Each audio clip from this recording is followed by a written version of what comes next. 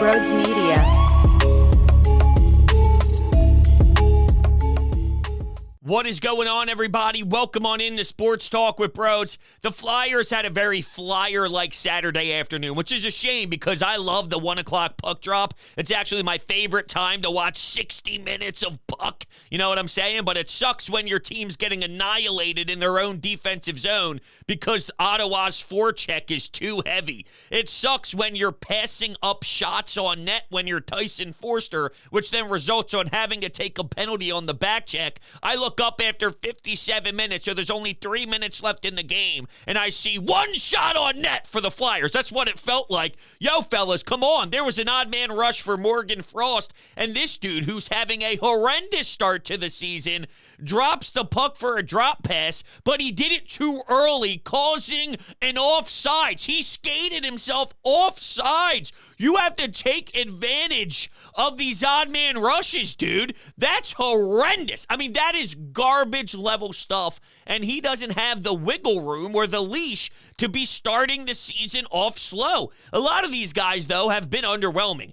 I don't love what I'm seeing out of Owen Tippett. I want more out of guys like Noah Cates. There's a lot of young kids that I projected to at least show some more fire to start it off, okay? I mean, I understand that this team isn't going to win a billion games, and this is a reminder that either the Columbus Blue Jackets are gross and disgustingly pathetic, or this is more of the reality, which is your team's going to struggle against squads that have more, and a lot more teams have more than you. That's reality of the situation. At the same time, Travis Konechny is working his ass off. Travis Konechny is responsible for lighting the lamp a few times. Why can't Owen Tippett bury one by now? Why can't some of them, Joel Farabee, have some more pop? Sure, he scored 2-0 on the first 3 minutes of the game against Columbus, but I want to see more eye-popping ability from some of these kids. I don't think that that's unfair to ask. Even though we're only 6 periods in, yo, come on, man. Like, let's go. You going to make a statement or are you not going to make a statement? I can't really judge much of the netminder today because I don't care if you're Marty Brodeur, you're going to struggle in front of Sean Walker, Mark Stahl, Andre. And I didn't like what John Tortorella did today unless it was predetermined. If he spoke to Zamula before game one and said, look, you're getting game one, and no matter what the outcome is, no matter how great you play, I'm putting in Andre in game two because I don't want any sort of momentum loss from training camp happening. I don't want him sitting on the sidelines too long, right? That type of theory of being upstairs as a healthy scratch forever, and then 5-6 games in, it's, okay, hey, it's your time again. Let's just build off of the training camp and build off of some of the conditioning we did. Let him get a chance so he's not waiting around forever to finally see a 60-minute effort. And I get that. I do, if that was predetermined. If it wasn't, then I just hate it because Zamula played great. And I guess you can make the argument, why can't we keep Zamula in? Because he's more of a future than Mark Stahl or anybody else out there. So you can have Andre and Zamula. And if Zamula's balling out, right, what did I just ask for? Someone step up. Someone do something. You had that. You had that in Zamula. He played a fantastic game one. And then you just rip him out of the lineup.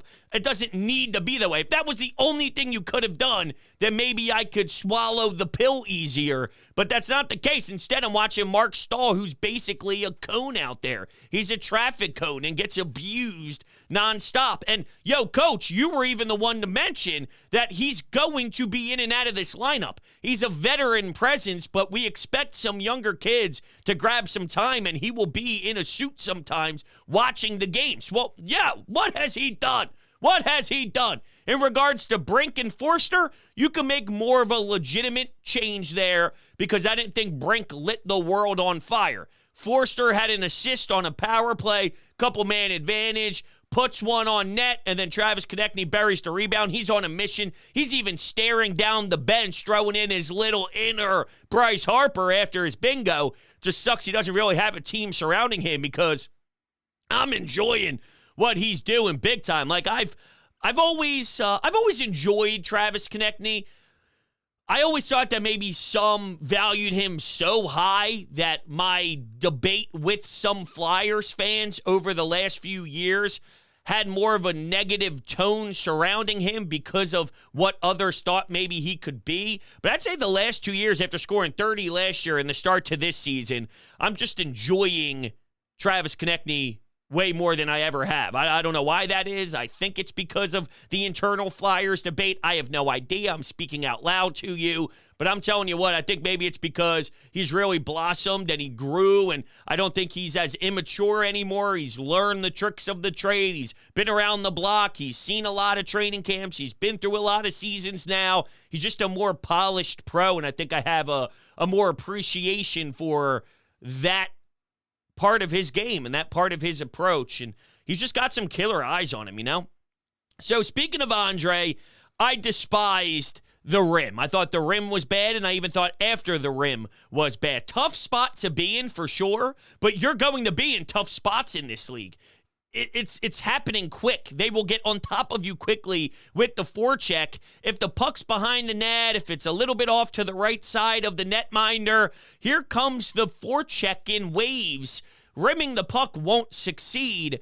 I need him to be sharper there. Now, I'm not ripping him and saying that he can never improve, and he's not. I think he's a very talented, high-ceiling prospect who isn't afraid at his size to throw the body around, and there were some solid things out there. That play specifically sticks out more like a sore thumb because, well, he does the lap by himself, and then it's early in the game, and here he is. He's behind the net. He gets to the puck, and it's like, no, well, he got beat up in that shift, and hey, welcome to the NHL, kid. It happens quicker than maybe some other leagues out there. It's not the same as the Swedish leagues, so you got to get your brain to sort of process things quicker. That's all I'm pointing out is that was a play that in his growth and in his journey, that can't continue game in and game out, or it won't work. So I didn't like the rim. I saw some more mad at Nick Sealer, and I saw others throwing blame in other areas, and maybe it was after the rim, not so much the rim. No, I hated the rim too. I've been in that predicament many times, and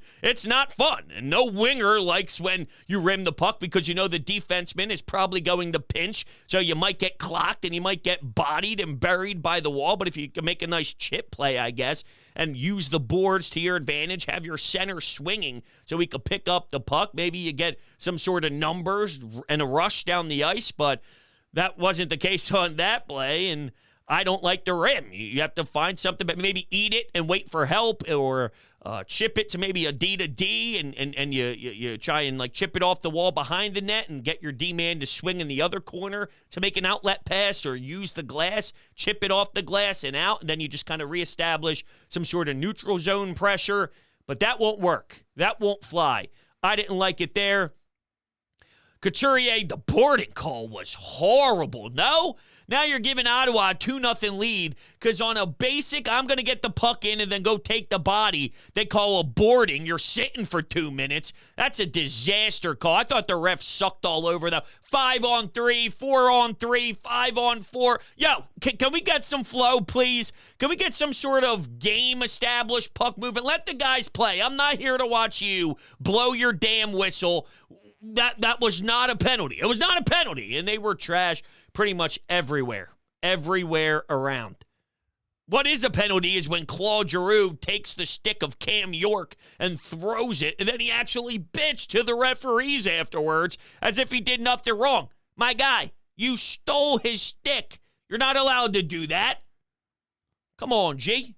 I love you, G. You know that. I also love my bookie. Everybody knows that listening. And you'd be a fool not to join the MyBookie family that has fantastic odds. And not only that, they have a potential Super Bowl front runner at long shot odds that you can get right now at plus 38,000 on Eagles and Chiefs. You won't find odds like that anywhere else. That's the MyBookie money bag, which you should try right now. When you sign up using promo code BROADS, you get a fantastic deposit bonus, and you can receive up to $200 in cash. That's promo code BROADS with an S to claim your own cash bonus.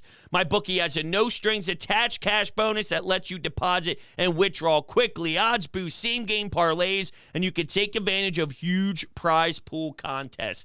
So make sure you're smart with the Phillies coming up, with the Birds, and, of course, with the Flyers. And the Sixers are going to be starting pretty damn soon. You know what to do. Start placing your bets on MyBookie and join the Broads family over there. All right, so Owen Tippett, I'd like to see more out of you, kid. Please, can you score? Frost, Cates, I'd like to see more out of them as well. Please. Please. Here's something I liked out of Sealer.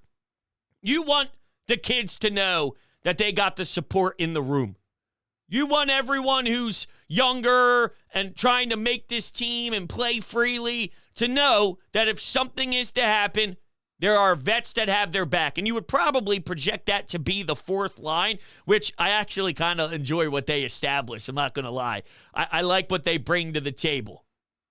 I just do. I like what they bring to the table. Nick Sealer dropped the mitts after Forster got hit, and he didn't like that hit, so he took accountability to step up and be the guy, and you saw what Forster did, skating to the box, giving him a tap on the shin pads, like, hey, man, I appreciate that.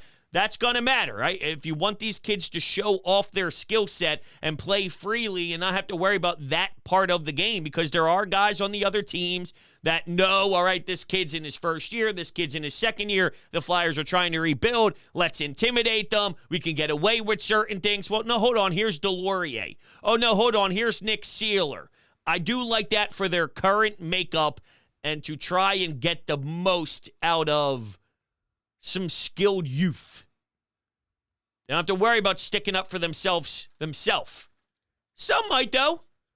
One that comes to mind is a Joel Farabee. Would you be shocked if Joel Farabee gets frustrated in a game and he drops him and starts throwing? The difference is Farabee's way more established than some of the other ones that I'm mentioning right now.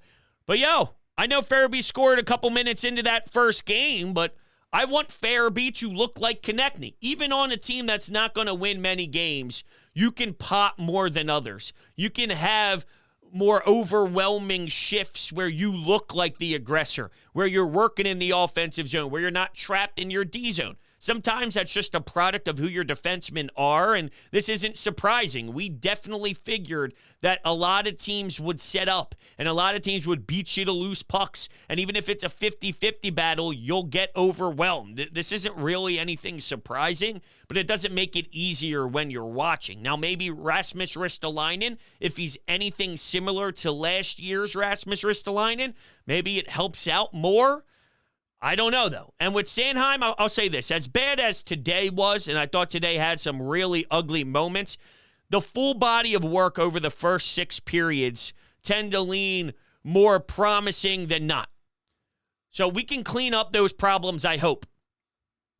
The ability to make some of the plays offensively that he has, though, and even right before that turnover, I didn't think it was the worst thing from Travis Sanheim. Can he clean up those errors and then just apply everything that's been really good out of him so far as the year progresses? Was there something with Ivan Provorov that was blocking him to play his game? Because, well, he held himself to a very unique standard, Ivan Provorov did, thinking he was the best defenseman to ever live, thinking he was Nicholas Lidstrom in his prime, thinking that he's Victor Hedman, thinking he's Chris Pronger, thinking he's Scott Stevens, thinking he's every single great defenseman ever packaged up as one. Him believing that, did that hold someone like Travis Sanheim in a different role in the locker room? And I'm a number one D-man. This is my D-core. I don't know. Now, part of me would say, yo, Travis, you know the guy stinks. You know the guy's a fraud. You know the guy's an asshat.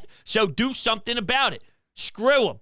Stick up for yourself by going out there and dominating. That shouldn't hold you back. No Ivan Provorov. He doesn't have the pedigree in this league to stop anybody else from doing anything. You know what I'm saying? Like, in what world would Ivan Provorov, if Sidney Crosby went to a different team and was in a locker room, or maybe not a different team, but if someone goes to Pittsburgh and Crosby, Malkin, Letang, there was something about those guys that limited another player. Oh, hey, they're running back-to-back Stanley Cup. How many rings you got? All right, Nick Castellanos with the ring finger celebration. I'll shut my mouth up and play my role and be a fifth defenseman, a fourth defenseman, whatever. If that's the case, fine.